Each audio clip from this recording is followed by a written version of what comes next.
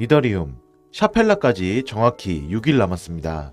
이전 분석에 의하면 업그레이드 앞전까지 가격이 크게 오르지 못한다고 했는데 예상과는 다르게 이더는 상승세를 보이며 1900달러까지 회복했습니다. 하지만 매번 긍정적인 소식엔 큰 악재가 하나 따르는 법이죠. 그래서 금일은 악재 한 가지, 기술적 분석, 향후 전망 총 3가지를 체크해 보겠습니다. 이더로 2년 안에 인생을 바꾸실 분들은 피리 끝까지 시청하시길 바라겠습니다. 영상 하단의 크립토피아에서 무료로 운영하는 카톡방, 텔레그램방 링크가 있으니 매번 정보력이 모자라신 분들은 링크 클릭 후 실시간 이슈 및 투자 관점 공유 받아보시기 바랍니다. 먼저 악재부터 체크해보자면 미국 규제 당국이 이더리움에도 규제의 칼을 들이밀 수 있다는 주장이 나오고 있습니다. 만일 이더리움이 제재 대상이 되면 이더리움과 비슷한 방식으로 운영되는 코인이나 디파이 상품 등이 줄줄이 무너질 수 있기에 꽤나 걱정스러운 내용이죠. 암호화폐 전문 매체 디크립토에 따르면 주요 가상자산 커뮤니티와 SNS, 트위터 등을 중심으로 미국 정부가 가상자산 업계를 전방위로 압박하고 있다는 오퍼레이션 초크포인트 2.0이 다가왔다는 주장이 나오고 있습니다.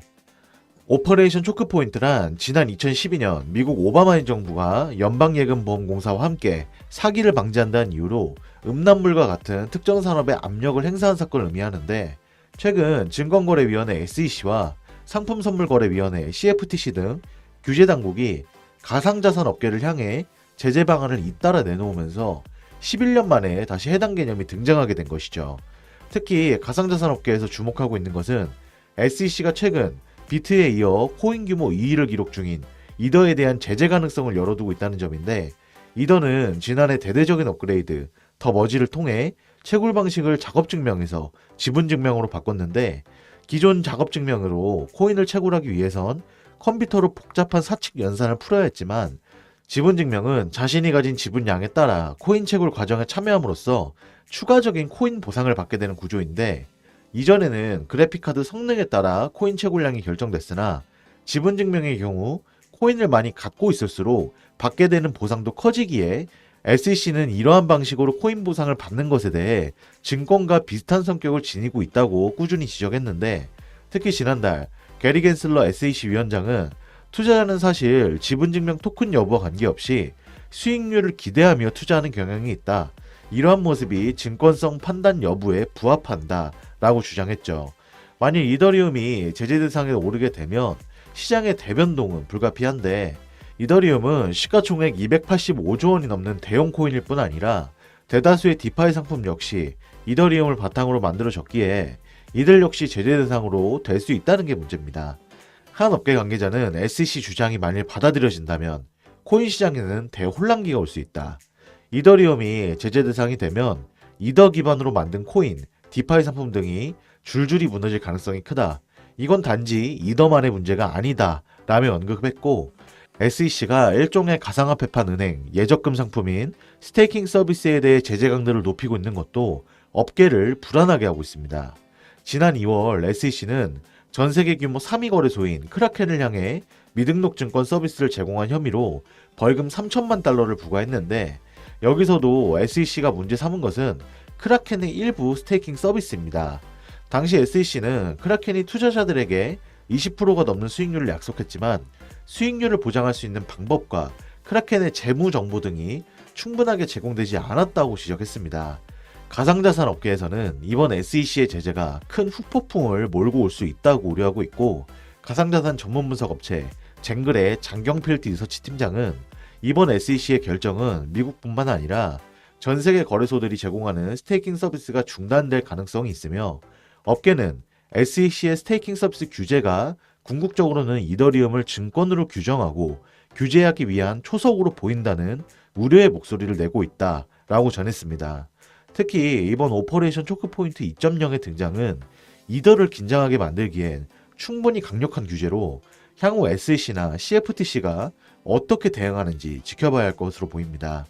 이와 관련된 뉴스가 나오면 바로 브리핑 해드릴 테니 구독, 좋아요, 알람 설정 부탁드립니다. 다음은 이더리움의 기술적 분석 체크해 보겠습니다. 온체인 분석 업체 산티먼트의 자료를 보자면 이더가 2022년 8월 17일 이후 처음으로 1870달러를 넘어섰고 지난 여름부터 상어가 꾸준히 축적되면서 거의 8개월 만에 최고치를 기록했다 합니다. 그렇다면 과연 이더는 EK 허들을 넘을 수 있을지가 제일 궁금한 사항이겠죠. 다음 차트를 보시면 예를 들어 지수 이동 평균 EMA 리보는 20일 EMA가 55일 EMA보다 훨씬 높기 때문에 시장에서 황소 세력의 이점을 보여주었습니다. 이더의 머니폴로우 인덱스 MFI는 중립 표시에서 더 위로 이동했으며 이는 강세 지표라는 걸 시사하죠. 그러나 CMF는 하락세를 기록하면서 상승세 의지대로 행동하지 않았고 볼린저 밴드는 또한 이더의 가격이 단기적으로 기하급수적으로 증가하는 토큰 가격을 제한할 수 있는 덜 변동적인 영역에 진입하고 있음을 밝히면서 골칫거리로 보이고 있죠. 다음 산티먼트 차트를 보시면 볼린저 밴드는 투자자들이 느리게 움직이는 며칠을 기대할 수 있다고 제안했지만 이더리움의 온체인 매트릭은 다른 상황을 보였습니다. 이더의 거래소 순예금은 7일 평균에 비해 낮았으며 이는 토큰이 판매 압력을 받고 있지 않았음을 나타냈죠. 또한 코인을 주고받는 데 사용되는 활성 지갑의 총수도 전날 대비 25.83% 증가했습니다. 차트를 자세히 보면 지난달 이더의 가중 감정은 토큰에 대한 투자자의 신뢰를 반영하여 개선된 모습입니다. 또한 파생 상품 시장에서 이더의 수요가 높아졌는데 이는 바이낸스 펀딩 비율에서 꽤 분명했습니다. 또 다른 낙관적인 지표는 지난 30일 동안 거래소의 공급량이 상당히 감소한 걸 볼 수 있죠. 따라서 모든 지표와 매트릭을 고려할 때 이더리움이 곧 2,000달러를 넘을 것 같습니다. 대부분의 시장 지표와 매트릭은 추가 선장 가능성을 뒷받침하는 만큼 2,000달러까지 상승할 가능성이 높은 코인으로 볼 수 있을 것 같습니다. 투자자분들은 기술적 분석 내용 참고하셔서 자신만의 투자 관점에 더해보시길 바랍니다. 이상 금일 준비한 이더리움 브리핑은 마무리가 되었습니다.